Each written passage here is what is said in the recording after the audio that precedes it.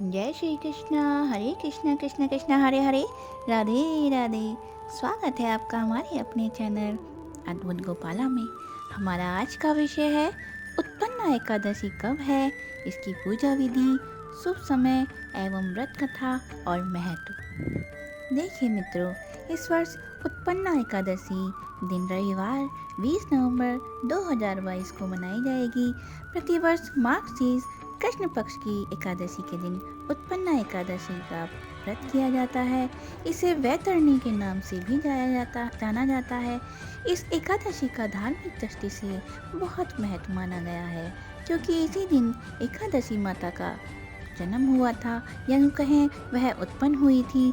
और जो भी भक्त एकादशी का व्रत शुरू करना चाहते हैं, उनके लिए आज का दिन बहुत ही खास है, क्योंकि आज के दिन से ही एकादशी व्रत रखने की शुरुआत भी की जा सकती है।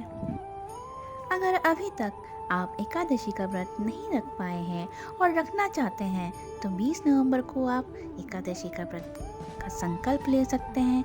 इसमें आपको प्रातः जल्दी उठकर स्नान आदि करके मंदिर में भगवान विष्णु जी के आगे दीपक जलाकर और अपने दोनों हाथों को जोड़कर थोड़ा सा जल, सुपारी और 11 रुपए और कुछ जौ के दाने लेकर संकल्प लेना है व्रत का, कि आज से आप अपने नाम और गोत्र बोलकर एकादशी के व्रत को रखना प्रारंभ कर रहे हैं।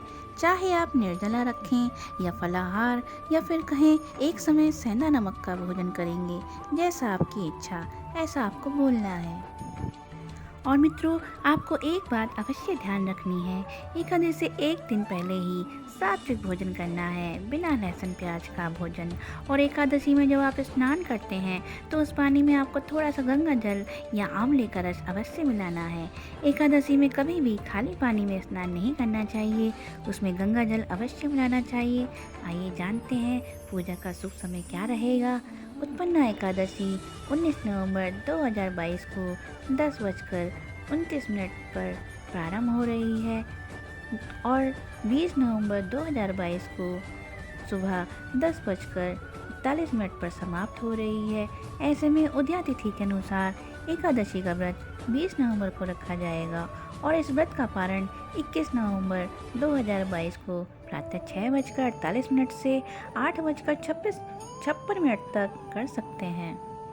वैसे तो मित्रों, प्रत्येक वर्ष के 12 महीनों में 24 एकादशियाँ आती हैं, लेकिन मनमास या अधिक मास को मिलाकर इनकी संख्या 26 हो जाती है। आइए सुनते हैं इस व्रत की कथा। सतयुग की बात है कि चंद्रावती नगरी में ब्रह्मवंशज नाड़ी जगराज्य किया करते थे। मुर नामक उनका एक पुत्र भी था। मुर बहुत ही बलशाली दैत्य था। उसने अपने पराक्रम के बल पर समस्त देवताओं का जीना मुहाल कर दिया। इंद्र आदि सब देवताओं को स्वर्गलोक से खदेड़कर वहां अपना अधिकार जमा लिया। कोई भी देवता उसके पराक्रम के आगे टिक नहीं पाता था। सब परेशान रहने लगे कि कैसे इस दैत्य से छुटकारा मिले। देवताओं पर जब भी विपदा आती है तो वह भगवान शिव शंकर के पास पहुंचते हैं। इस बार भी इंद्र के नेतृत्व में समस्त देवता कैलाश पर्वत पर भगवान शिव के पास पहुंचे और अपनी व्यथा सुनाई। भगवान शिव ने उनसे कहा कि भगवान विष्णु ही इस कार्य में उनकी सहायता कर सकते हैं। अब सभी देवता शीर्ष जाकर पहुँचे, जहाँ श्री हरि विश्राम कर रहे थे। देवताओं को सामने पाकर भगवान विष्णु जी ने उनसे आने का कारण पूछा। देवताओं ने दैत्य मुर के अत्याचार की समस्त कहानी उनको सुनाई। भगवान विष्णु ने उन्हें आश्वासन देकर भेज दिया।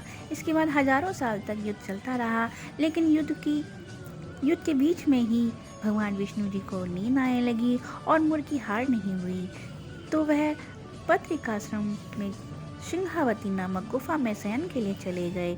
उनके पीछे पीछे मुर भी गुफा में चला गया। भगवान विष्णु को सोते हुए देखकर उन पर वार करने के लिए मुर ने जैसे ही हथियार उठाए, श्री हरि से एक सुंदर कन्या की प्रकट हुई, जिसने मुर के साथ युद्ध किया। सुंदरी के प्रहार से मुर मूर्छित हो गया, जिसके बाद कन्या ने मुर का सर धड़ से अलग कर दिया। इस प्रकार मुर का अंत हुआ। जब श्री हरि नींद से जागे तो सुंदरी को देखकर चकित हो गए।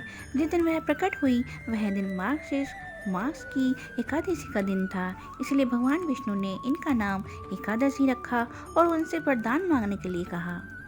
तब एकादशी ने मांगा कि जब भी कोई मेरा उपवास करे तो उसके समस्त पापों का नाश हो।